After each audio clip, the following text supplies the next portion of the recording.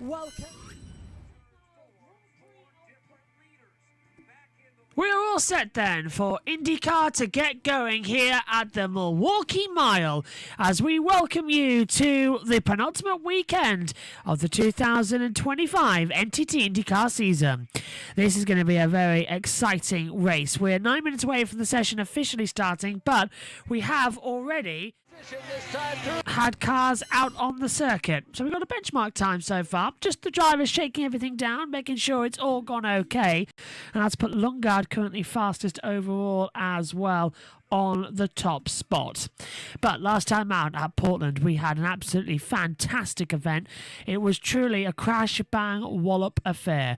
Anything can happen, and it usually does when we go racing. It was absolutely one of the best. Alex Palou went back-to-back as a four-time champion. Let's check in with what happened in the race coverage as well and go back to Portland 2 weeks ago. Pato O'Ward on the pole, Felix Rosenqvist alongside him, Power and Malukas on the second row, Palou and Rossi on row 3, Lundgaard and Armstrong, Dixon and Ericsson. That's your top 10 as they make their way through turn 12, as they put their feet to the floor and accelerate in to the run to turn 1. Pato O'Ward with a good start, but look at Rosenqvist coming up alongside the McLaren man, moving to the outside as Palou gets swamped around him. Everybody making it through pretty neat and tidy. No big crash there, and that is job one done. Palou with a little wobble on exit, and he's managed to get his way past David Malukas, but it's Pato O'Ward who leads from Felix Rosenqvist. 90% relief there for Alex Palou to survive turn 1. He played it safe and smart. Brilliant job to protect his race car. Oh, and it's a big one at the back. Is that Santino? I think it's Ferrucci.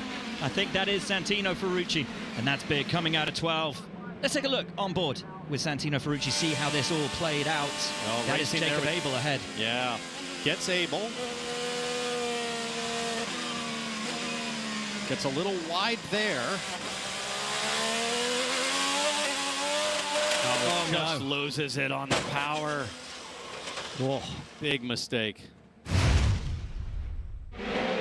Brilliant start from Pato O'Ward down the drag strip with Rosenqvist behind, and Will Power, a brilliant start from him as well, gapping Alex Palou behind as Lundgaard has a look at Alexander Rossi, who closes the door on him immediately. Further back, lots of drivers having a look, and is there contact with Louis Foster and Ritas VK, both being hit from behind and spun around. They will continue. I think that was Kiffin Simpson getting into the back of Louis Foster, VK spinning to try to avoid the car ahead of him of Louis Foster. They both get going and back on their way. Oh, Daly trying to make it around the outside of Rasmussen in 7. That's oh, and he's bumped him off. They both go off. Contact between those two. Daly will be fuming, I'm sure, with that. Daly was leading the pack of drivers who had already come in to stop, was on the soft tyre, as Louis Foster now trying to take advantage of Daly with dirt all over his tyres, and the rookie gets through as well. Wow, now Foster putting the move on Rasmussen. That's nice, really nice from the rookie. Daly trying to get through as well, and that's a little bit of afters from Connor Daly. That's frustration seeping out of him. Oh!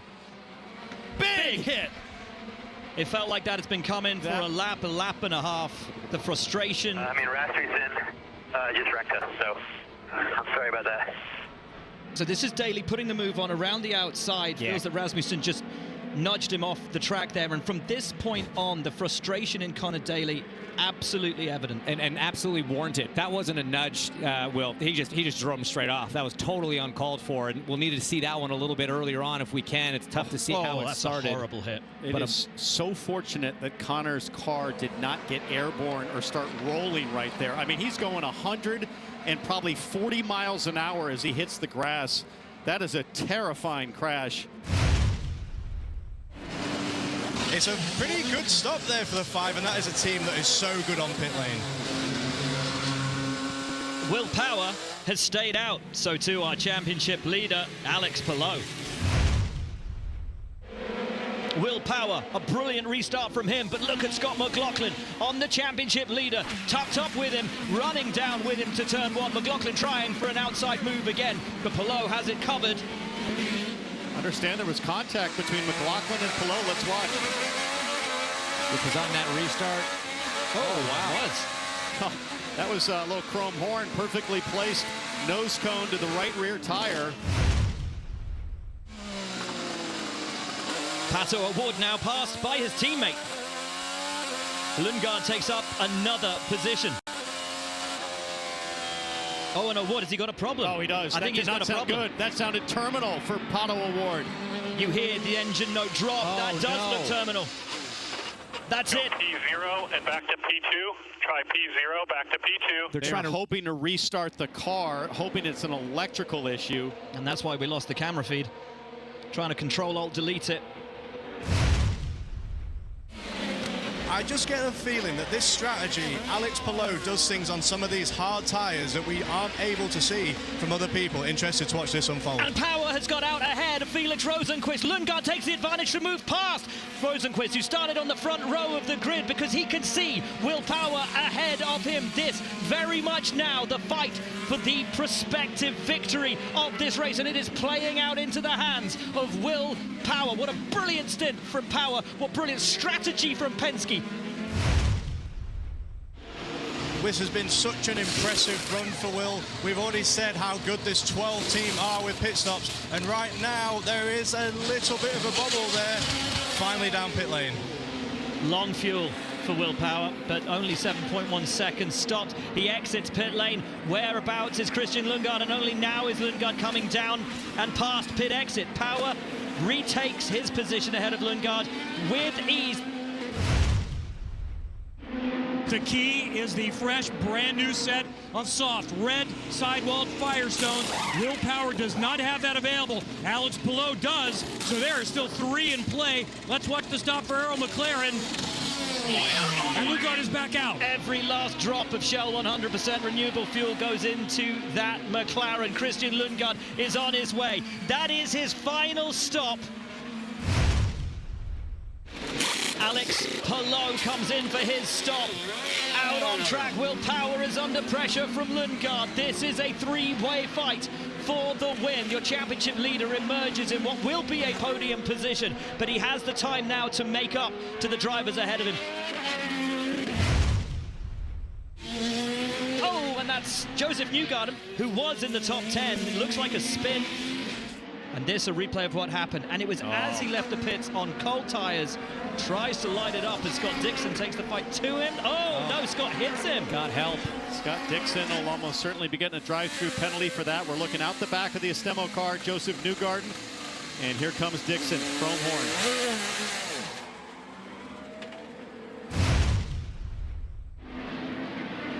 1.5 car lengths becomes a car length.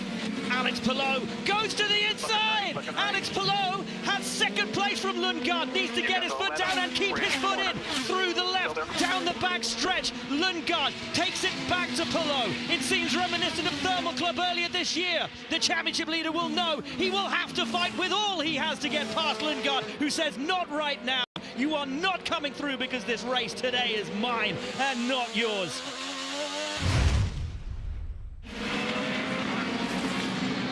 Here we go, around the outside for Alex Palou. It'll become the inside, and he's out and on the gravel, on the grass, bouncing around. Whoa, what a save. What a save. As we take a look at the replay. Go back, you're all ahead. So Palou is trying to take advantage of the 7 getting slowed up a little bit, faded out, but guys, that has been deemed acceptable racing in IndyCar. So oh yeah, he left him totally fine. He left him a car width barely. I'll tell you, this is an incredible piece of driving from Palou to not spin, to not go way off track. Will Power returns to victory lane and puts Penske back on the top step of the podium. Oh, good job, boys, all weekend. Very good job, very good job. Lundgaard home second, and while the day belongs to Power, the year belongs to Palou. Alex Palou is a 4-time IndyCar champion. And that was what happened back in Portland. Now let's join live coverage as the practice for the Milwaukee Mile 250 is go. Oldest racetrack, I think, in the country as of right now, and still at it today. Well, when you go back through the history of this race, and, you know, we do this courtesy of the NTT IndyCar Series media guide. I mean, it only makes sense when you look at the recent history and you see winners like Sebastian Bourdais and Scott McLaughlin and Ryan Hunter-Reay. But there aren't too many places you can go to where you can look back and see winners like Parnelli Jones and Lloyd Ruby and Pat Flaherty and Chuck Stevens and Jack McGrath, and going all the way back to the late great Tony Bettenhouse and Johnny Parsons Sr., even Rex Mays. Even Rex Mays, exactly. I mean, and the races that they had here, you go, it's just so fun to watch. I brought up in the next broadcast that, you know, seeing that photo, one of the most iconic, I think, here at the Milwaukee Mile is A.J. Foyt, yeah. that champ dirt car pacing the field on the pole after he won. It's either Springfield or DeCoin. I keep getting Springfield, I think. Springfield, and then coming here and have a problem with his race car, putting that thing on the pole, pretty amazing. Walking through the paddock while you guys were taking care of the first Indy Next practice session, and everybody really likes the schedule today, Davey. I mean, if they had their way, certainly on these ovals, this is the way they all would be. I mean, we're going to have this practice session, then we're going to go qualifying, and then they're going to take one more shot at this place later this afternoon. Yeah, that's right. It's all jam-packed into this one day, and then tomorrow right to racing. So making it a two-day event here on the Milwaukee Mile. And one thing we got to remember, Indy Next did have a practice, as you just said, an hour-long practice session.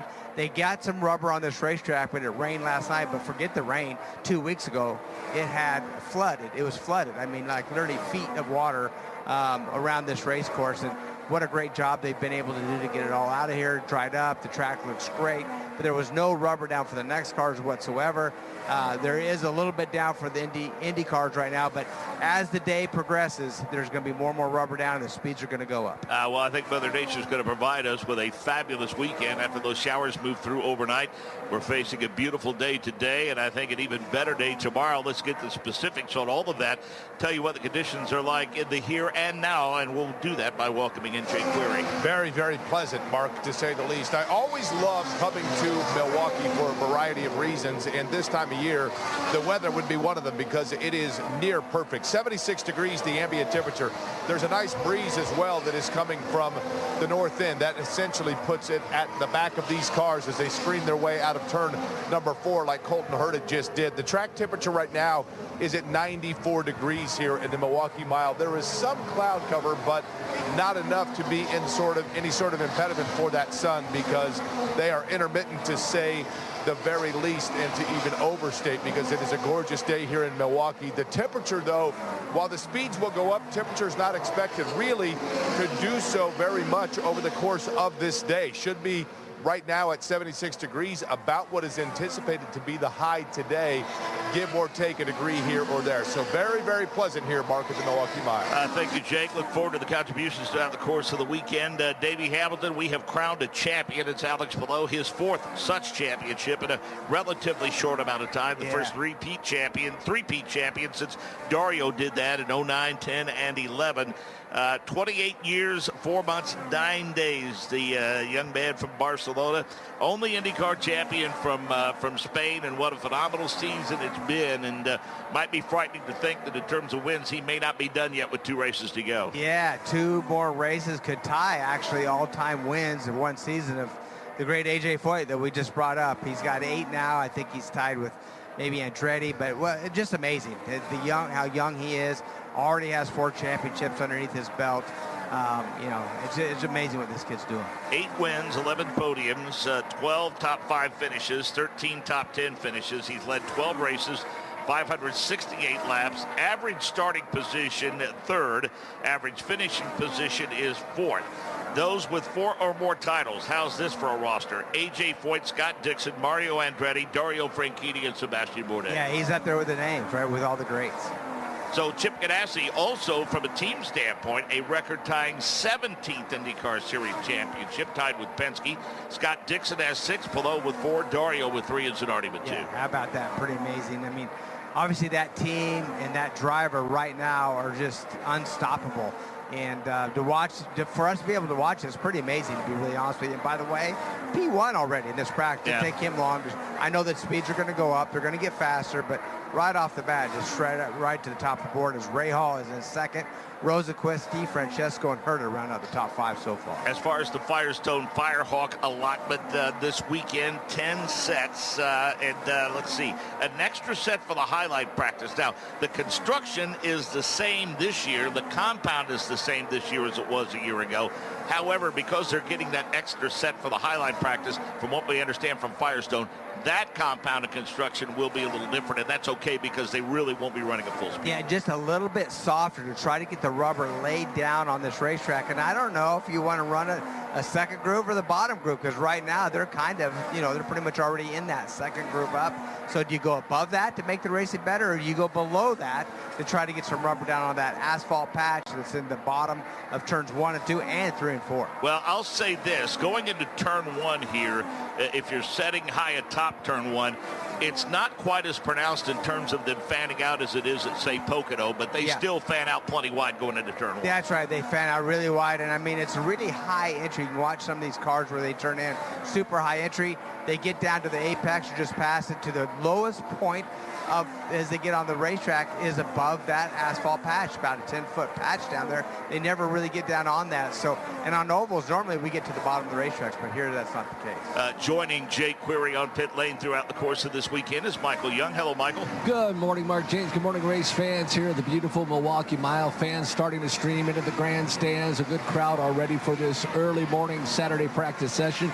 And the champion, Alex Palou, sits on pit lane. The crew going to work with the front dampers. They're actually going to change out the springs in those front dampers, already working on the ride height. So those dampers being those front shock absorbers, the ride height looks like they are going to take him down a flat or so. So lowering that ride height ever so slightly for Alex Palou, trying to tighten up that front grip, get him a little better chance to not get that understeer as he makes his way through these very flat and tight corners here at the Milwaukee Mile. They're getting ready to button him back up and get him back out onto the mile. A reasonable entry and exit into the pit lane here, Davey, and I think the lanes are nice and wide, and the pit boxes offer plenty of room. Yeah, they repaved this pit lane a few years back and really made it really wide. It's really nice and one of the better pit lanes we go to. Now you got to remember, though, with the cars that we have, it's packed. You're tight. There's tight pit boxes as far as the length of the pit boxes, but really good getting in and out. Coming off of turn 4, got to make a kind of a little aggressive entry to get onto pit lane, but coming out, it's right on the racetrack, basically. I mean, you're right on the very bottom of turns 1 and 2, so you got to be careful not to go too fast, slide up on the racetrack in front of the traffic, but kind of it's really good pit lane. So we mentioned that the series has the benefit of Indy Next and getting out on the racetrack and laying some rubber down, and that being Firestone. That rubber is very much compatible, but how's the grip level from top to bottom here at Milwaukee? Yeah, right now I think it's back to, it's going to be a question mark of where, when they have that session for what we call the high line. That's usually what we do on these ovals, is have them go above in that second groove and get rubber down, but I'm not so sure they don't want to do that on the bottom here, so it's going to be interesting to see how that works. But the grip level is down a little bit. I know that some of these cars tested here earlier, the times in Indy Next were about a mile an hour, maybe a mile and a half an hour slower than they were testing, and it's simply because there's not a lot of rubber on this racetrack yet. Conditions are perfect. It feels cool out, the sun's out, it's not too hot. I think the downforce levels and the power of these cars are going to be perfect. Got my eye on the crew with Louis Foster's car, Davey, and they have that thing on the quick jack, and they're pushing it up the pit lane. I don't know if they're headed to a pit box or not with Louis Foster. Well, it looks like they're going to go behind the wall with that, and there is no center brake. That's right. There's no pit center wall. brake. That's right. They had to fill that center. There used to be a center brake, and normally there is, but they had to fill in just because of what we talked about. These pit lanes are so tight, and with the amount of race cars that we have here on the grid, it fills every pit spot up, so no extra room for any more pit spots. So if you're in the middle pit stalls, that's pretty much a hole to the one end which to end the you other. go? And matter of fact, they're close to right in the middle. So yeah, you either go all the way to the back or all the way around to the front. And it looks like they're going to make that choice to go all the way to the front of the grid. But they're waiting right now. A few cars up front getting ready to pull out. Looks like maybe Pato down there getting ready to pull out of his pit box. Well, I'll tell you, you won an entertaining race, and if you missed the race at Portland, Davey, you missed indeed an entertaining race. The last 30 laps or so of that race were really cool. Yeah, they were really cool. I mean, Will Power had to really earn that event. I mean, they were on his tail. Lundgaard was all over him. Meanwhile, Palou was all over Lundgaard. So it was a battle, and I mean, a lot of pressure on that Penske driver, Will Power. Doesn't know his future. He wanted to win. Penske has not had a win this year, so the first one not only for Will, but for the Penske organization as a whole. But it wasn't an easy one. He had to work hard for that one, and then Palou made a really strong move to get around Lundgaard to try to get that second spot. It didn't hold, so Lundgaard, another driver. It's been hot and cold this year, but man, he can get it done, can he? Well, you know, if those two perhaps had been a little more patient and waited till lap 95 or 90, the last 5 laps of the race, I should. But that's not a driver's nature. No, you got to go for it. That place there, you know, we continue to say how difficult it is to pass, but one thing that the IndyCar Series has done, they have extended some of the races, and that Portland was one of those, to really force these teams and drivers into a 3-stop strategy. And once they did that, it really mixes things up, especially with the alternate tire and the primary tire, knowing there's 3 stops. It's an easy 3-stopper, but it's when do you do it? How do you go about it? And at one point, Will had like a 17-second lead, but then that all went away, as you said, the last 30 laps of that race. 8/10. Yeah, the driver came right down to barely making it happen. And speaking of Will Power, 3 wins last year, the lone win so far for Team Penske, and I think you said it the post-race. He said, you know, I think my record speaks for itself. I think the last 2 years proves that I can still get it done. And quite frankly, I think he suggested that, it should send a message to either Team Penske or any other team in the paddock that might be interested in his services. Personally, if I'm a car owner and I'm in the, Penske shoes, I would absolutely for sure keep Will Power. He's highest in the points as anybody. He's won more than anybody else on that team right now. That team's been in a little bit of a lull. And I think he's doing a great job. He's still hungry. He still wants to do it. He still wants to win races. And I just think I'd at least give him one more year just to see what he can pull off. And right now, Newgarden, a Penske car on top, Palou second, and Power, the one we're talking about, in that 3rd spot. Armstrong is 4th fastest in Award, Daly, Malukas, Rahal, Rosenqvist, and Rossi the top 10. DeFrancesco, Herta, Ericsson, McLaughlin, and Dixon through 15th. Lundgaard, Simpson, VK, Kirkwood, Robb, and Schwartzman through 21st. 22nd is Rasmussen. 23rd is Siegel. 24th is Abel. 25th is Eilert. 26th is Ferrucci. Just 3 laps turn for Louis Foster, currently 27th fastest. Jake Query has more on that.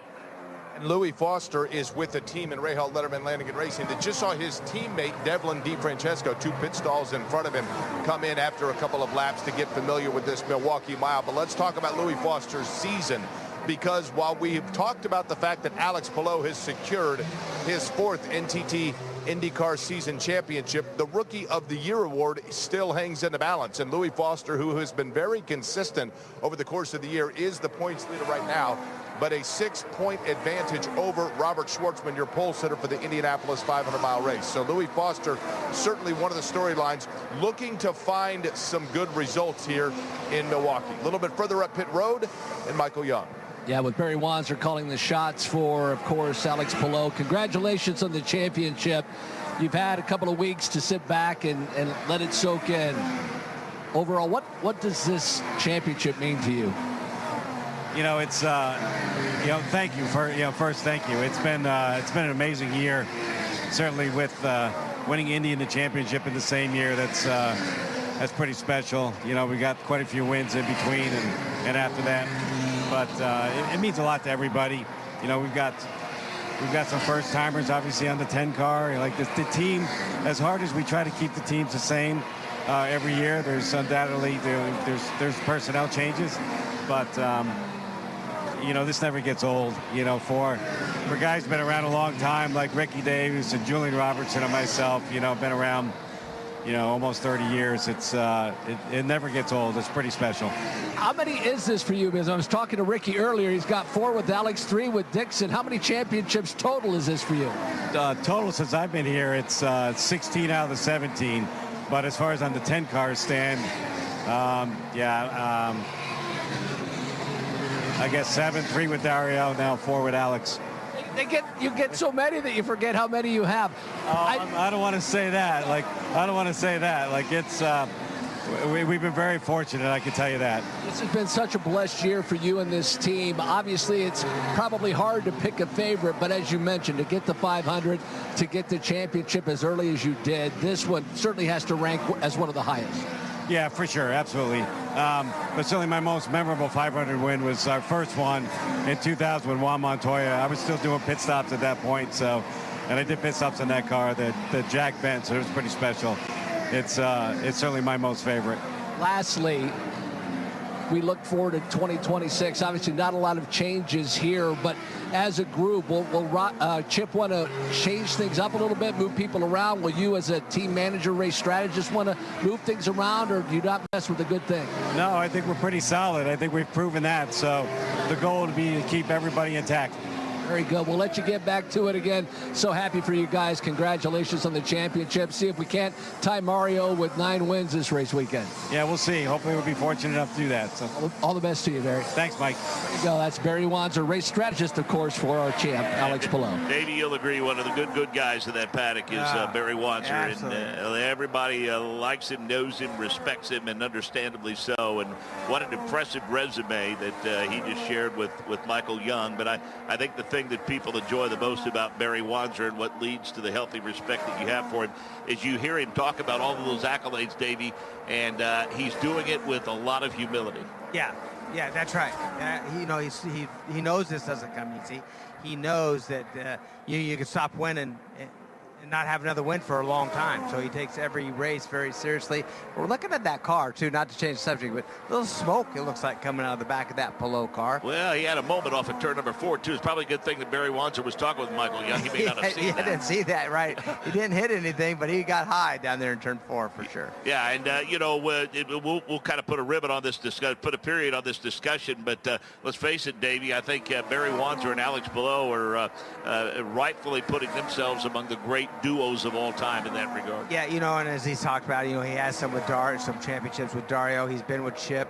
Chip gives, starts with Chip, making sure that these teams, or his teams, have all the tools that they need. They have the proper sponsor, they have the proper funding, he has the proper people, puts it all in place, makes sure that Barry and all the other team members behind the scenes are putting the right people in the right place, and they get the job done. And Barry's done a masterful job at it, and I know Palou knows this already, but we're very fortunate to have a guy like Barry Wanzer on his pit box. Well, certainly we mentioned that the focus is twofold, Davey, when we get to the last 2 races of the season. One, Alex Palou could close out with a couple of wins, but I think just as importantly is these teams that want to solidify themselves in either the top 5 or the top 10 in points, and those maybe that are outside of the top 10, Davey, just want something to feel good about going into the offseason. Yeah, there's a lot to fight for these last 2 races, a lot to fight for. Whether it's, like you just said, whether it's gaining position in the championship, whether it is, say, trying to get a win for a team that if they've been really close to get a win, just to say they've got a win this year. There's a lot, and there's 2 more races left, both on ovals, both going to be exciting. I think it's going to be a lot of fun. Jake Query provides himself, he prides himself on being an historian of open-wheel racing and the Indianapolis Motor Speedway.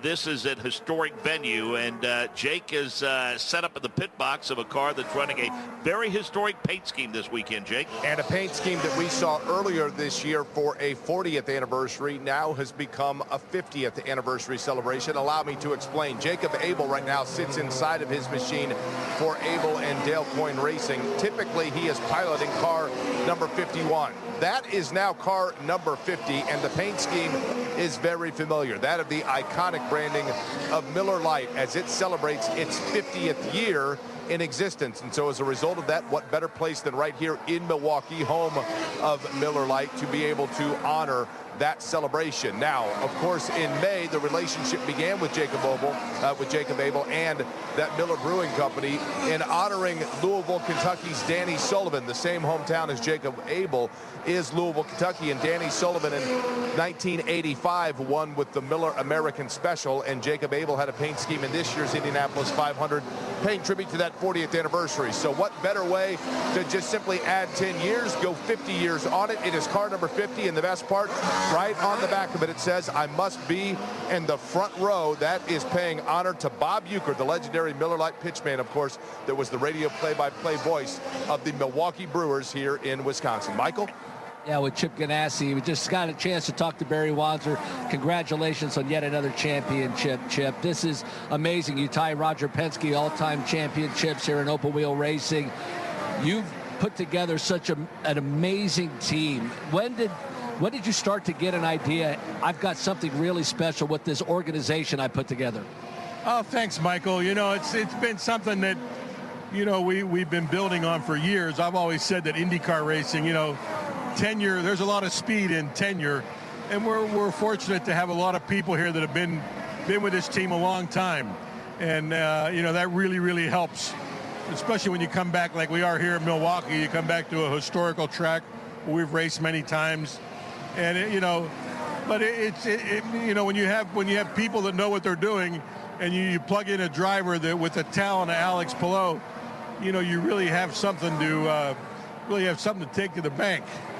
When you were a driver, when did the aspirations of being a team owner start to be planted in your mind? And when did you start to realize, I might have a knack for this team owner thing? Yeah, I don't know. You know, like I would have been perfectly happy, you know, just being a great driver. And but I wasn't, you know, I wasn't that good at it. So, I guess I had to stay in the sport one way or another. And I wasn't a very good mechanic, so I guess team ownership was the only thing left. You have Scott Dixon with all the championships. Alex gets another, yet his fourth championship. But I like to look at the 8-car and what you have in Kiffin Simpson. I think we all have been so impressed with his maturation this year and the success that he has been able to get under his belt. When did you start to see the light switch go on in his head, if you will? Yeah, interesting, Michael. You know, like the...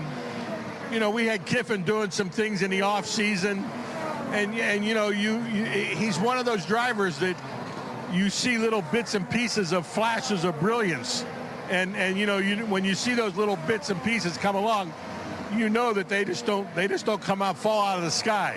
You know, certain things we see in drivers, we know are not you know, are not luck, and so we see those in Kiffin. And we just have to hone those a little bit, polish them up a bit, you know, and we think we got somebody there.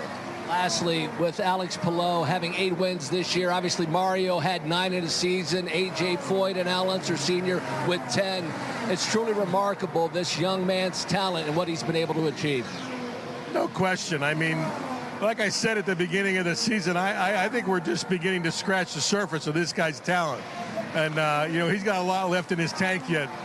So, you know, we showed up yesterday just after the track walk, and I just said to him, I said, hey, what do you think of this weekend? He goes, I'm going to win. I said, okay, great. And that's all needs to be said. You know, like he, you know, he's not thinking about the championship. We approach every race the same way. We want to go out and win it. So that's the attitude we're taking going into this weekend.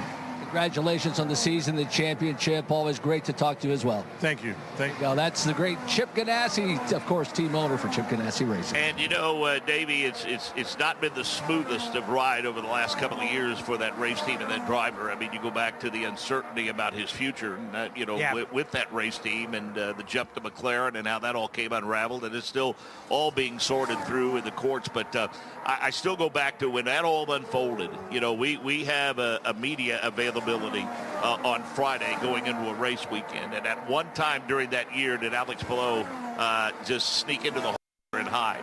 I mean, he faced the music all year long, and with everything that's going on, I think he's letting the people that need to handle that, and obviously he stayed laser focused on the task at hand. Yeah, you know, and I hope that I wish that just all goes away. I mean, let a racer go be a racer, and I know that there was some contracts and things, but nothing ever went any farther than that. And I feel like if he would have signed that contract, we wouldn't know an Alex Palou like we know today. I think he would have been maybe lost. He wouldn't be in a Formula One car, I promise you that. He may be in a backup driver or a Friday driver for Formula One, but we wouldn't know. He wouldn't have all these championships and all these wins. And and maybe forgotten about. So I felt like he had to do what he did, and unless you're guaranteed to ride in Formula One, you know, you better stick with what you have. Been a strong debut, I think, all in all, Jake Query, with Dale Coyne Racing for Rinus VeeKay. I know he's a little frustrated that things didn't go the way he had hoped at Portland. Ended up with a 17th place finish. He's currently 16th on the speed charts here with 34 minutes left. And he's currently 12th in the standings and finds himself, speaking of that number, just 12 points out of a top 10, which would be obviously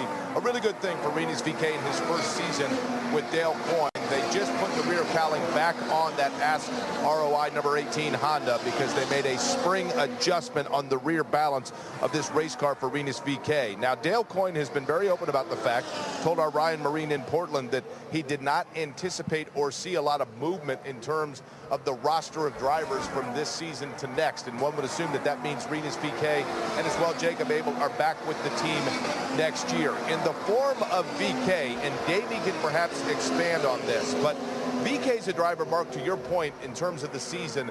When he came into this ride, it was a late addition. It was one that I think a lot of people were curious to see what VeeKay would be able to do, but it seems to be a pretty good marriage because he's found consistency. He seems very comfortable with that car, and they have been fast and consistently better each and every week. The other thing, too, I think you've got to get a lot of credit here to Dale Coyne Racing, because there was a time, I remember when Justin Wilson got his first win for Dale Coyne at Watkins Glen, and Dale Coyne passed out cigars, and really amongst the paddock, the story or the sentiment, the feeling amongst competitors and fans was that it was the story of the little engine that could. I don't think we can say that anymore because Dale Coyne now has developed a very good, solid, and credible reputation as one that delivers very fast race cars for his drivers, and Rinus VeeKay seems to find that to his liking. I think if he can find himself in the top 10 in the standings heading into next year, it only means good things. But this is a likable young guy that I think finally has found the consistency he's looked for, and I would anticipate that means he's back with that team next year. Yeah, I would say a couple of big stories in 2025, Davey. Certainly the struggles of Team Penske, the dominating season of Alex Palou. But I also think, given, as Jake pointed out, his late arrival to that race team, and probably had to pack his bag at the last minute and go to St. Pete to jump in that race car. But what Rinus VeeKay has accomplished with Dale Coyne Racing, and a lot of that has to be, credited, bringing on guys like Michael Cannon halfway through the season. But all in all, that's been one of the feel-good stories of 2025. And then you take out a couple, like a broken header at I think, Detroit, a few mechanical issues that's cost him throughout the season. Just a couple things. I think he is a top 10 in points, and he was there for a while, so very impressed. I mean, I think VeeKay is on top of his game. I think he's a great race driver. I think, obviously, that team wants to get better and better. Funding, it's all about funding, right? If he gets some funding, we know Dale Coyne can win races. He's done it before, but it's all about getting the proper funding, the proper people to stay in there. Obviously, as you said, Michael Cannon is rejoined that team, feels comfortable over there. Obviously, when you have a driver like VeeKay, an engineer like Cannon, and they mesh, man, only, special things happen, and I think that's what we've been seeing. 31 minutes remaining in this session. Knockwood's been a clean one so far. Newgarden at 154.961, actually 161.066 is the fast lap. Everyone else below 160. Palou, Power, Armstrong, and O'Ward. Let's get an update on Louis Foster. Good eye, by the way, Mark, on the fact that Louis Foster at the beginning of this session automatically made it for himself a fractured one because they were late to the party, so to speak. That's because there is an engine change that will be taking place in car number 45. Now, before you think about the fact of the Rookie of the Year implications that we talked about in starting grid, keep in mind, if there is a racetrack where you have that penalty that goes with an unscheduled engine change, this would probably be the one because this track gets so compact. I don't know that you would say that it is a qualifying, in terms of qualifying order and starting order, track that is as sensitive as others. But nonetheless, engine change for that number 45 of Louis Foster. And I believe the same is true for Scott Dixon and Kiffin Simpson, baby. It was announced early today by INDYCAR. Yeah, that's right. And it's same exact thing right there. And you look at all these times, the drivers right now, they're all over the place. This is all going to change because the track's getting faster. Some are on new tires, some are on a little bit older tires. When it comes down to qualifying, it's going to be a completely different story. we're watching right now, and we're on board with Colton Herta, and just watching just how much they slow down these corners. He's down to 4th gear down into turn 1, and he's just coming off of turn 1 now. He's going down the back straightaway, right about halfway down. He pops into 5th, just getting ready to go in the corner, pops into 6th, and then right back down to 4th, so barely into that 6th gear. So they're doing a lot of shifting around here. Some have said to that end that means it drives a little bit like a road course. Is that accurate? Yeah, that's what happens is right now these cars shift so easily, and they're so and you be able to do it without lifting, and I think it's a situation where you can gain just that little bit of speed by being able to shift, and you're right. So every corner, you're going down 2 gears. Every straightaway, you're going up 2 gears. So you're busy with that shifter as well. So we know that turns 1 and 2 differ from 3 and 4 at a place like Worldwide Technology Raceway. Are they different here? Yeah, you know, the one thing worldwide is it's a very tight corner down there in turn 1 and 2. So they go down actually 3 gears down there because the speed just drops down so much. These corners are a little more symmetrical, but but you do lose speed even though we see them, and you watch the cars go through there. You could see the speed going through those corners, but they have to slow down. There is a bit of braking going into the corner and that downshift just to try to get them to go through these corners nicely. And we continue to say they run in that second group pretty much the whole way around this racetrack, or I should say in the corners and up against the wall down the straightaways. But it's a situation to where they're trying to get some rubber back down. We're right now on board with the McLaughlins, kind of doing the same thing. He's in 4th gear coming off of turn 4, goes to 5th right before the start-finish line. He's in 6th now, going into turn 1, back down into 4th. You can see some braking going down in there, and then right back onto the throttle. Wide open, I should say, once he comes off that turn 2. As we mentioned, Davey said speeds are all over the place. 161.066 for Newgard. You go to the bottom of timing and scoring. Won't count Louis Foster because of the engine issues early, but you go to 26th fastest and Christian Rasmussen. Davey, he's at a 152.576. Yeah, that's right. So right now in the Indy Next, we've seen the entire field within a 1-second margin. At one point, it was 16 of the 18 were within a second, then it ended up being the entire field. So right now, 22.68. So we go to 23.6. It would put you right down to 20th. So pretty still amazing. From 1st to 20th, exact same as Indy Next, basically, from 1 second for the first top 20 guys, which 1 second is 1,001. That's it. I mean, it doesn't take very long to do that, but it's a lot easier said than done to find that speed. Interesting to note that different livery being ran on the car of Marcus Armstrong this weekend. St. Thomas University, Miami, Florida, and Davey, they got together with Myers Shank earlier this year, and they have had several entities at St. Thomas University get the insights in terms of racing and marketing and promotion and things of that nature. And one of the things to look out for this weekend, the fire suit that Marcus Armstrong is sporting this weekend was designed by a student at St. Thomas University. Yeah, you know, it's great having these universities get involved with the motorsports. We see a lot of them do it, and on a lot of different fronts, from being mechanics, learning from engineering.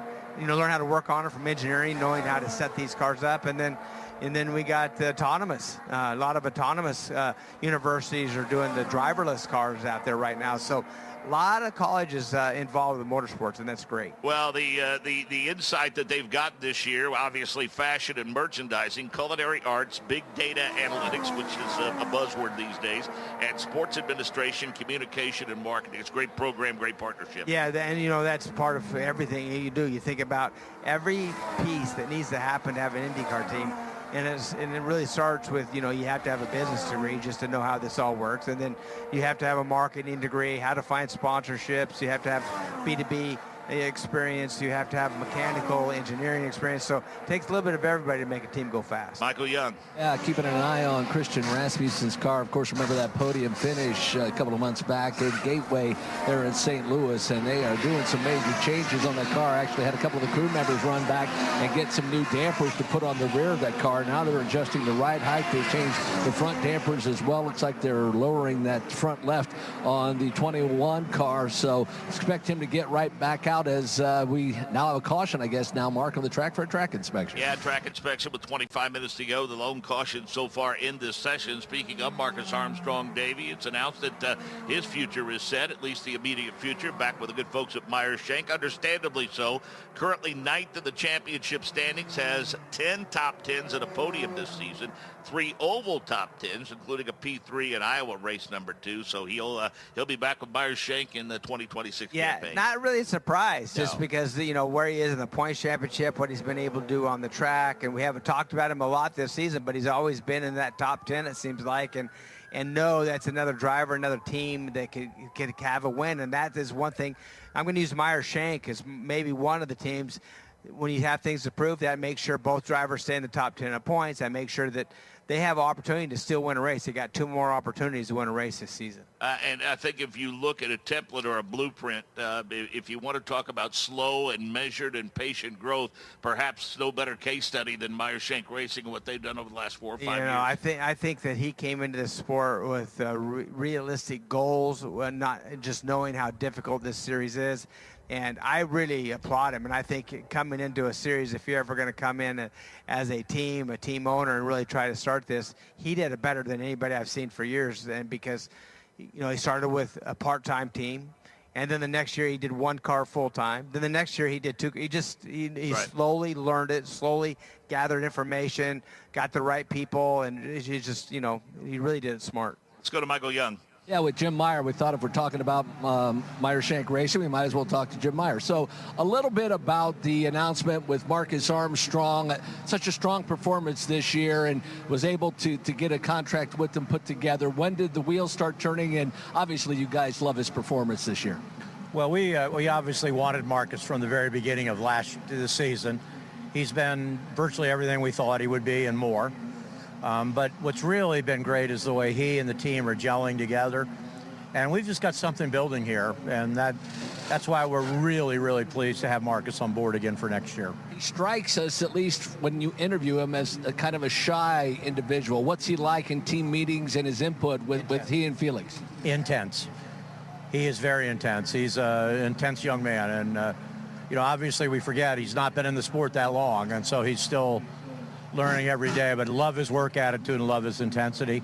Obviously, we love having Felix on our team as well, but yeah, we're just thrilled to be set with both guys for next year, and real stability in our crew and engineering, and we're looking for even better things next year. We love the on-track performance, but the cars have been spectacular as well, not only with Ozzy Osbourne at the Mid-Ohio Sports Car Course, but of course the couple of runs that we had with the Grateful Dead scheme.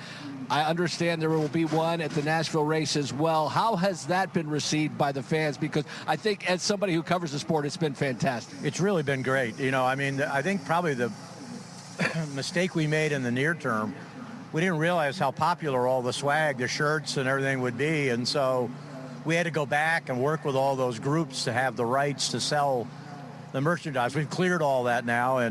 But we've got people calling us every week for how do I get Ozzy shirts? How do I get Creed shirts? How do I get this? How do I get that? And the great news is I think as we can get other artists exposed to what's going on here, they become more interested. So Sirius is really happy with how this is working. They're really building something, and we're thrilled with it too. I think I offered somebody $300 in cash for the Ozzy shirt. They said no, but it was still fantastic. Thank you for the time as always. I'd have given it to you for the $300. Oh, I thought you were going to say free. So okay, all right, but $3 that works as well. Thank you for the time as always. Best of luck this week. Thank you. That's of course Jim Meyer, Myers-Shank Racing. As we move on down to Jake Query. Thank you, Michael. Talking with Tony Kanaan here inside, of course, for Arrow McLaren, and looking at the car of Christian Lundgaard. Tony, I wanted to talk to you about that. We have talked so much, understandably so, about Pato O'Ward and that pursuit for the championship.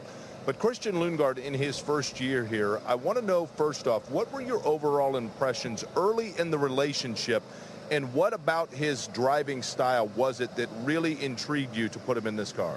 I mean, Christian, obviously, he was pretty successful before he came here. When he joined Rahal, he caused a huge impression right away. So, very fast driver. Actually, Piastri was his teammate, and I remember Piastri telling me how much he rated Christian. So for us, it was a no-brainer when Rossi decided to leave, and I needed somebody at that caliber. So he came in. I mean, his strengths are Obviously, no secret that he's pretty fast in the street and road courses.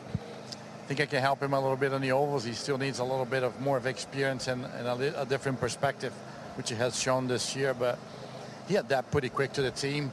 But Pato, a lot of pressure, right? And then Pato raised his game. I'm a big fan of that. If you follow me my entire career, I never had quote unquote easy teammates, and that as much as I hated it, made me better every time. So he raised the level of the team. We've been pretty strong everywhere. So hopefully we can speed his process a little bit more in the ovals, and we'll be there next year with both of them. When you talk about acclimating to ovals, Tony, obviously nobody was better than you on the oval itself, but when you're talking to a driver like Christian Lundgaard, is it a matter of understanding kind of the traffic with it, or is it a matter of being able to give the feedback of the feel of the car and how it changes? Jake, is more of having the confidence, and the only way I'm going to give him the confidence and if he understands what he needs. But for him to understand what he needs, I got to help him position the car in the right way, how to use his brake pedal or not in some of the corners, because you can change the reaction of the car so much than what you are doing because you don't have the experience.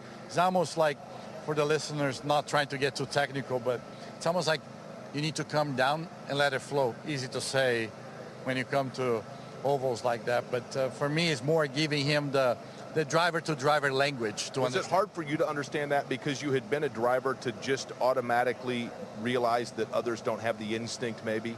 No, I was. I mean, if you look back in my career, early days, 98, 99, I actually didn't finish a single 1 mile over race, either because of a crash or the car handling, because I couldn't understand what I needed. And then in 2000, it kind of clicked. Steve Horn kind of helped me a little bit. Then throughout my career, I had obviously other people that helped me out, and eventually once I understood, I'm not saying it was easy, but it was a lot easier for me to be able to manage. Okay, lastly, let's just talk about your roster in general. Obviously, Pato O'Ward, Christian Lundgaard, Nolan Siegel as well. For next season, we've got one race left. This is the penultimate weekend. What does change for next year, personnel-wise, or things that you would like to clean up? Nothing's changing on the driver's lineup. I keep saying I was committed to these 3 guys when I signed it last year. I've been getting heats here and there where you should do this, you should do that, but you know how that goes. You do one thing, they criticize, you do another thing. Well, we believe in these 3 guys. I mean, obviously, Nolan is struggling a little bit more. We're going to try to regroup in the end of the year after the season in a couple of weeks and see what shuffling we need to do, if we need to do anything as far as team personnel. But, I mean, the team is working pretty well, Jake. Every end of the season, you have some people leaving or stuff like that. I don't believe we're going to have that, but if we do, we'll tackle. But as far as drivers, there's no drama here. There's nothing to speculate. We're going to keep all 3. And some new digs as well because the new race shop, right? Yeah, we can wait, man, which is kind of twisted for me, right? That's where I start my career. That's when I won the most races in my career, and that's where I got fired. So coming back there now, new shop. Hopefully the goal is to actually, when we go on break in December, when they come back and the first week of January, we'll be on the new facility. Appreciate the time as always, Tony. Thank you, man. That's Tony Kanaan. Mark? Yeah, really good stuff, Jake. And Brian Barnhart likened their current race digs when they look at the new shop, the former home of Andretti. Brian says, for too long we've been putting 10 pounds of stuff in a 5-pound bag, and we're really getting anxious to get into that new shop and get everything settled in there. And I talked to Kyle Moyer, who joined the team about halfway through the season as a race strategist for Nolan Siegel. And there's a lot of work to be done for Errol McLaren once the checkered flag falls on the season. He's in that shop himself, so I mean, a lot of guys that are with Errol McLaren have been in that shop and have worked in that shop, but they're taking it to the next level. That's going to be beautiful when they get it all done, and they're, like Tony said, they'll be there in December, and that always helps. People say, well, it's just a shop. But no, it does. It helps the performance of your team. It helps the attitude of your guys, just with some new digs like that. And then just the organization just makes things a little bit easier for that team, makes it easier for the whole program. Talking to Kyle about Nolan Siegel, he's been guiding his fortunes since he joined that race team. And I asked him, what's your overall assessment as we get back to green flag conditions with 16 minutes to go? He said, I think what people forget about that are critical of Nolan and his progress is the fact that he is so very, very young. And quite frankly, Davey, they threw that kid into the deep end, and they knew they were doing that. Yeah, no question about it. We've seen where he came from. We've seen how young he is, the experience he has, and what a great opportunity for all of them. For Nolan, number one, and to be with a great team like McLaren is, number one, and then number two, a great opportunity for McLaren, because if he performs like they think he's going to, he may be a long-time fixture in that team to win a lot of races and championships, and we'll just see. They're going to give him another year, obviously, to continue to work that out, as Tony said. Behind, once the off-season happens, which is next week, is the finale in Nashville. It's going to be a situation where they're going to work hard. You can give them another year, and then we'll see what happens next year. But it could be good for both of them. And to Tony's point about drivers, especially young drivers, and we've made this comment over the years, I think when you're deciding who to put in your race car, especially when it comes to young drivers, it's always easier to slow them down than it is to get them to speed up. Yeah, that's a fact. And let me tell you, it's not an easy pick. It's not like, you have to do the best you can because you think that hey, this guy driver's really good, but then you move him up into IndyCar. And I'm going to use Simpson for an example, Kiffin Simpson. He wasn't like the guy dominating. Didn't set the world on fire. Didn't set the world on fire. No. But he gets an IndyCar and he looks pretty darn good. He's had some really good runs and feels comfortable over there. It could be just the opposite. A guy that dominates Indy next, he may come in IndyCar, not have that mojo, just the extra speed, the extra weight, the feel of the car. You just never know. And most of the time it translates, but sometimes it doesn't. You've been a race strategist. You've developed young drivers. I would make this observation about Kiffin Simpson. Clearly, he's a driver with talent, but more importantly, clearly he listens. And you and I have both seen it over the years that we've been doing this. We've had a lot of young, talented drivers who come into the series, and they didn't listen. And that's, I think that's a big part. I could probably go down and name between the 2000s, Pro 2000s, Indy Next, probably 20 guys that I'm going to tell you that aren't going to make it because they don't listen. Right. They think they know everything. And another thing is, some of them that have the talent don't have the confidence, and nobody's getting that. And I think that's what we heard Tony say. You have to have confidence. Yep. You can't dilly-dally around. You got to go and you got to go for it. You got to get after it. You got to have that confidence. And if you don't have that confidence, and they see that you're not running up front, and you maybe have all the talent in the world, you may be a world champion, but if you don't have that confidence early on, you're going to get shuffled out quick. So Newgarden continues P1 at 161.066. Then Palou, Power, Armstrong, and Rossi the top five. Alexander Rossi had a good weekend in Portland, by the way. He's at 158.170. Then Pato, then Daly. Connor Daly, always run well here at Milwaukee. He's at 157.341. Malukas, Rahal, and Rosenquist the top 10. DeFrancesco, Colton Herta, Marcus Ericsson, Scott McLaughlin, and Scott Dixon through 15th. Then Jacob Abel giving that paint scheme a good ride at 155.816. Then VK, Lundgaard, Simpson, and Kirkwood. Rob Eilert, Siegel, Robert Schwartzman, then Ferrucci, then Christian Rasmussen, and Louis Foster. Still is just shown as turning 3 laps on the day, and that's because of that engine change that Jake Query informed us about 20 minutes ago when Louis went out and turned a couple of install laps, and that was the extent of it. Okay, so I know people want to, put ovals together, but let's face it, in this series in particular, there is nothing much similar about all of the ovals that we run on. So if you could take a minute or two here and make the comparisons between what is the difference in the skill set, the car, the setup, and things of that nature between the Iowa Speedway oval and the oval here at the Milwaukee Mile? So crazy the differences. For example, the Iowa Speedway, 7/8 mile high bank track. When you're qualifying, you're going to be wide open around there, really on the edge, really difficult. All ovals are very intense. They're very physically demanding, mentally demanding. They're very high risk. No question about it. That's one thing they all have in common. But one thing between that track and this one we just talked about is you're shifting down 2 gears here. Your corners, it's flat. It's big round corners, not just fast, super quick, high bank corners to hold you down. Then you go like to Nashville, 1.25 mile, D-shaped racetrack, and same thing. It's hard to go flat through there, but you'll do it in qualifying, and it's a concrete surface, Mark, which is very bumpy, and there's some big bumps coming off of turn 4 especially. But the whole track, the car's kind of bouncing around. It's hard to get confidence there for anybody because everybody runs on the very bottom of the racetrack. That's one track where the high line and the high line practice is going to really generate a lot of confidence. And then obviously the Indy 500 is the crown jewel, and that it speaks for itself. It's a completely different 4 unique corners, fairly flat there as well. Definitely wide open in qualifying. Not in the race all day though. You have to have a good long race and a good strategy there for 500 miles. 10 minutes remaining in the session, Jake Query. In that final 10 minutes, we'll see what we might get out of Kyle Kirkwood, and here's why I mentioned it. He just came in along pit road. They are sitting right now and waiting. I would anticipate they're going to send him back out because they put a fresh set now of the Firestone Firehawk tires on that car. But Kirkwood right now sitting 20th on the speed chart. You're about to hear the machine, that Honda, fire up for Kyle Kirkwood. But let's talk about the fact that over the course of the year, this is the time of year when we get to the point where we're at the penultimate weekend where we start looking forward and become a bit reflective. And for Kyle Kirkwood, I think you'd have to say it has been a successful season. Obviously, midway point of the year, he looked like he was going to be a real contender until the end of the season for the points championship.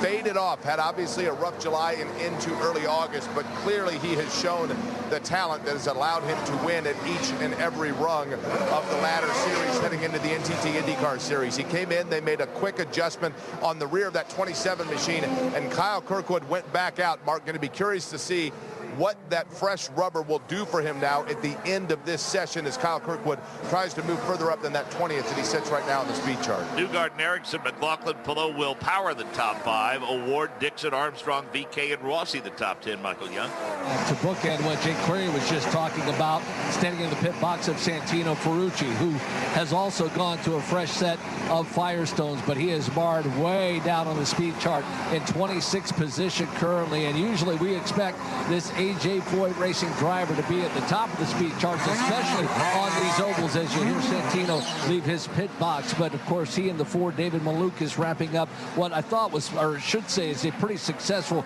2025 campaign. Rumors about that we might see David Malukas in the 12 yet again for the 2026 season as the silly season really kicks into big high gear, I should say, here this race weekend, and hearing all kinds of crazy rumors down on pit lane as we got here this morning. But certainly how Santino Ferrucci finishes this season will be extremely important, and not finding the speed right now, hopefully those Firestones will help him out here on the mile. We talked about racetrack comparisons, Davey, and interesting to note about this racetrack is a little over a mile in length, and it might be one of the few ovals other than the Indianapolis Motor Speedway where this is true. The front straight is exactly the same length as the back straight. It's 1,265 feet. Yeah, very. I mean, when you go to these corners, they feel a lot the same. It seems like turn 2 gets a little tight, but and 4's a little bit more open. But other than that, really feels the same. I've been around here a lot of laps, and it's never easy, very difficult. And then say it's one of those tracks to where understeer plays a big part of it. You just try to get rid of it, but then again,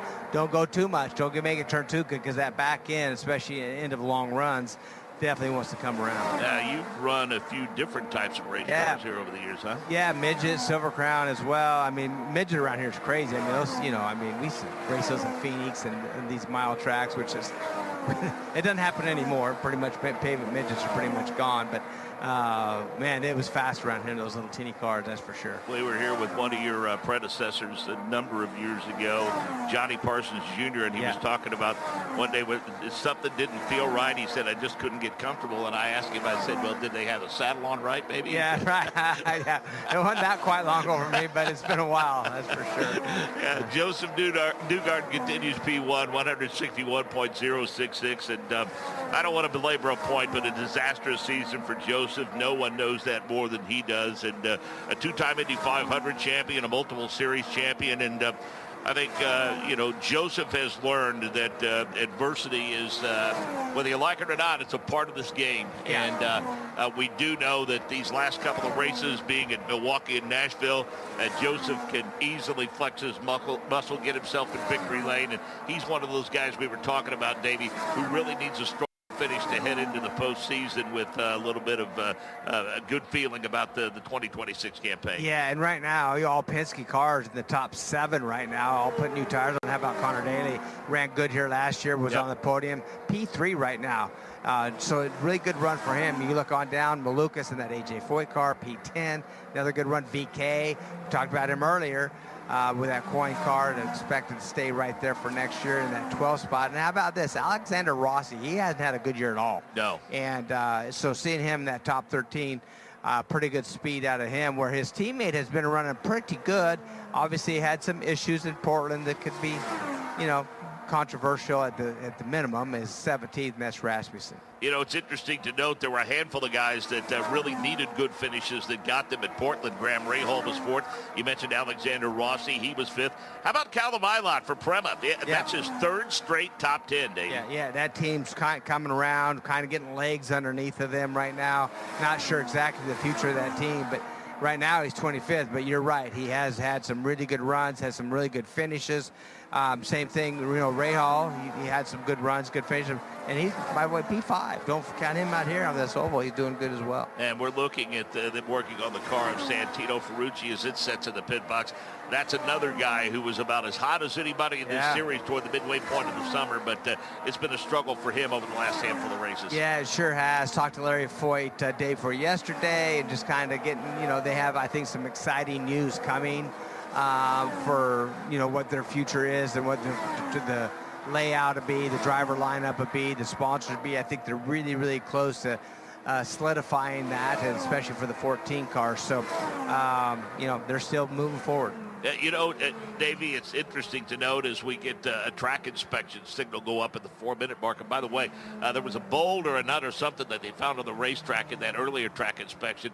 It appeared as though that somebody had run over that. Yeah, and so what happens is when the teams come in, Firestone has, you know, a tech on every one of these cars, and they look at the tires, they do tire temperatures, and really take a look at them. The teams take a look at the tires, and if they see a cut, an abnormal cut, that means they've ran over something. They will shut the track down. They will definitely throw that yellow out, go out and do a track inspection to find out, see if they could find what that particular car ran over to cut that tire, because obviously that's, you know, just a little too dangerous to have debris on the racetrack while these cars are running. So from what I understand, you did a little advance work in anticipation of the big event coming up at Nashville next weekend. The season actually finale. Went down there with Ann. She does a great job promoting for, you know, Penske Entertainment, and had a lot of fun with her. She did her job. She had a lot of media people down there, and on last Wednesday, and we're able to give them all some 2-seater rides. And I'll tell you what, they had that facility looking absolutely outstanding.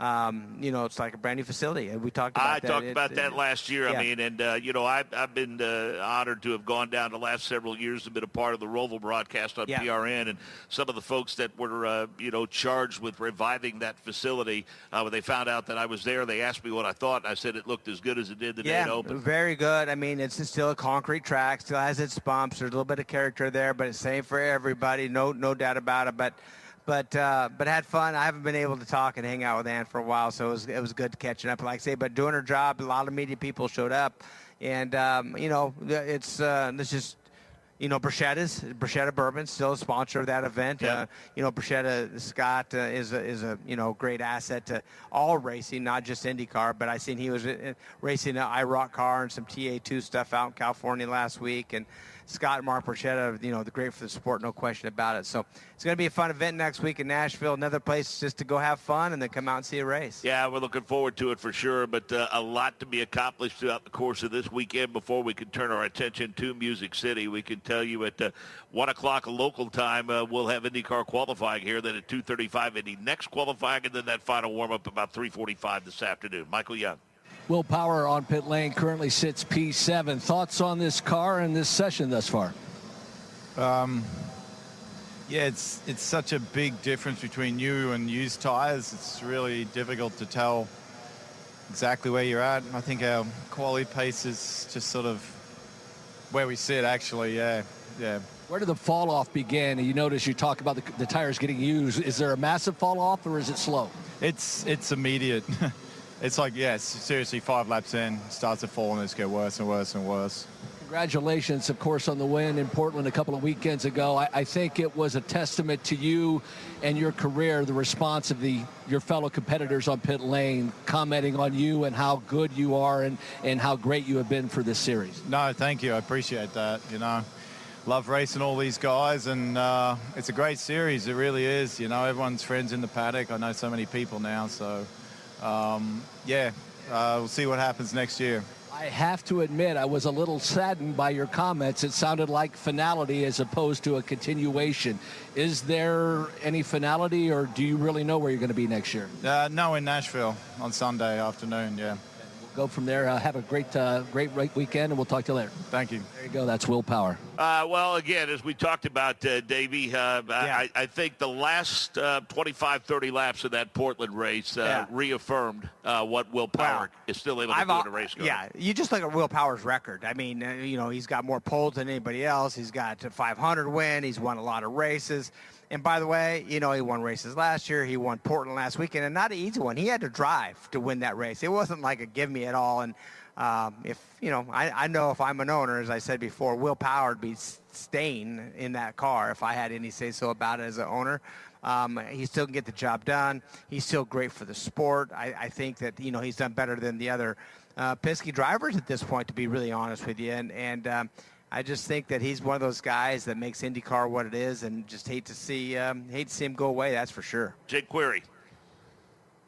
Taking a look at the car of Marcus Ericsson right now, who's had a good session so far here today, has Marcus Ericsson and has Browning Chapman out of Westfield, Indiana, now on the side of that Andretti Global machine. Browning Chapman launched in 2012. It is a construction industry dealing in concrete that started out in a relationship some 13 years ago throughout central Indiana, but now serving all across the continental United States, and got involved in the racing bug at lower levels, and now has worked its way up towards being on the side of the car for Marcus Ericsson, and several of their employees and other customers have come along here to watch Marcus Ericsson and see what he can do in this session. And so far, it has been a good one. This is a team with Marcus Ericsson that has had kind of an up and down season. We certainly know of the talent of Ericsson, and this session looks good. Would be good to see him get a strong finish here to this season as Marcus Ericsson sits and waits, and we're going to have another 5 minutes, I believe, for opportunity for these cars to see what they can do on the Milwaukee Mile. Yeah, that's right, Jake. They're going to extend this session by 5 minutes to give them the full complement of the practice time allotted. And Davey, let's face it, but a lot of promise for Marcus Ericsson with Andretti Global when that announcement was made a couple of years ago when he left Ganassi Racing. And I think Marcus would be the first to tell you there's some disappointment there in the results. And it's not anything to point fingers about, but I do know this. This weekend, next weekend, Marcus Ericsson has enough talent and enough ability, and this race team is talented enough and has enough ability that wouldn't all be surprised to see Marcus Ericsson the next couple of weeks back on the podium. Yeah, he can do it any time. I mean, here's a guy that ran second in the Indy 500, but then just some small infraction took that win or that second place finish away from him. You can go down through every race and kind of pick what happened, but it just hasn't been a great year for him. But looks like he's going to stay in that team. I feel like they have all the ingredients to be good. We'll just have another year to try it. Got to be a little more spring in the step of Graham Rahal, Michael Young. It was a good trip to Portland for him and that race team. Yes, indeed. Portland was a great race for you, the team, 2 weekends ago coming into Milwaukee. Your memories here. What are your feelings about this mile? It's I've said this numerous times. This is by far my favorite oval that we go to. Flat 1 mile. It's just a tricky place. I mean, you see it, the challenges to get the patches right, to utilize them right, to make a good race car here is harder than anywhere else, I think. And so, you don't have the banking to help you. But I love this place, and hopefully we can keep the momentum going. Good first practice there for us and the WEX number 15, and hopefully we can keep that rolling for the rest of the day and tomorrow. In the past, you have been very critical of this team, trying to find your way and find that speed. It looks like this team has found it. What has been the key? Yeah, I mean, a lot of hard work. There's no, one magic bullet that ever comes. It takes everybody working extremely hard together. And, I think Eve and Tim and everybody on our engineering core and our mechanics, everybody's worked very hard to dot all the I's, cross all the T's, and make sure that we bring a good car here. And then, of course, to Nashville. I mean, we're still in the midst of a battle. I know it's not for a championship, but there's a lot of points at stake in that mid-pack, and we need to make sure we get the leader circle and carry on to next year with a lot of positive momentum. How about the Buckeyes this year? Excited about their chances? Go Bucks, baby. Okay, Go Bucks indeed. Well, there we go. That's the end of our first session here for the weekend. Qualifying is up next. We'll see you soon. Take care. Bye-bye.